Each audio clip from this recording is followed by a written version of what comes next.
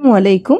আপনাদের ভাইয়া আমাদের জন্য অনেকগুলো বাজার পাঠিয়েছে। চলেন দেখে নিই এক এক করে আপনাদের ভাইয়া আমাদের জন্য কী কী পাঠিয়েছে আর ওইগুলো দিয়ে আমরা আজকে কী কী রান্না করব। এখানে আপনাদের ভাইয়া কাঁচা আম পাঠিয়েছে আর কাঁচা আমটা ভর্তা যেই গরম পড়েছে খেতে খুবই ভালো লাগবে।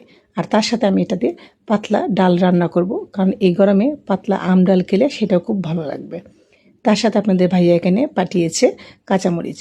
এখানে অনেকগুলো কাঁচামরিচ পাঠিয়েছে। আমরা এই কাঁচামরিচগুলো গোটাগুলো ফেলে তারপর আমরা নর্মাল ফ্রিজে সংরক্ষণের জন্য রেখে দেব। তারপর সেখান থেকে আমরা খাওয়াবো, যেটা আমরা সবাই সাধারণত করি, কিন্তু এই কথাটা বলার কারণ নতুন রাঁধুনি আপুদের উদ্দেশ্যে। আর তার সাথে এখানে আপনাদের ভাইয়া কাঁকরুল পাঠিয়েছে। আর উনি আমাকে বলেছে যে এই কাঁকরুলে বড়া তৈরি করতে, আজকের এই কাঁকরুল দিয়ে আমরা কাঁকরুলে বড়া তৈরি করব। তার সাথে এখানে আপনাদের ভাইয়া পাঠিয়েছে বেগুন। আর এই বেগুন দিয়ে আমরা চাপিলা মাছ দিয়ে রান্না করব, কারণ চাপিলা মাছ দিয়ে বেগুন দিয়ে খুব ভালো যায়, সেটা খেতেও খুব ভালো লাগে।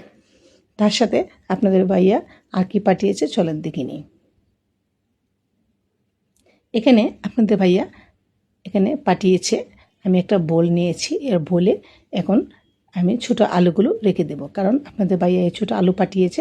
কারণ বাসায় শিং মাছ আগের দিন পাঠিয়েছিল, সেটা দিয়ে শিং মাছ দিয়ে আমরা রান্না করব।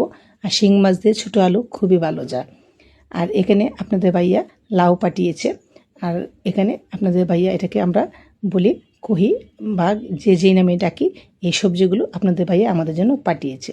আজকের বাজারে আপনাদের কাছে আমাদের এই সবজিগুলো কেমন লাগছে অবশ্যই কমেন্ট করবেন।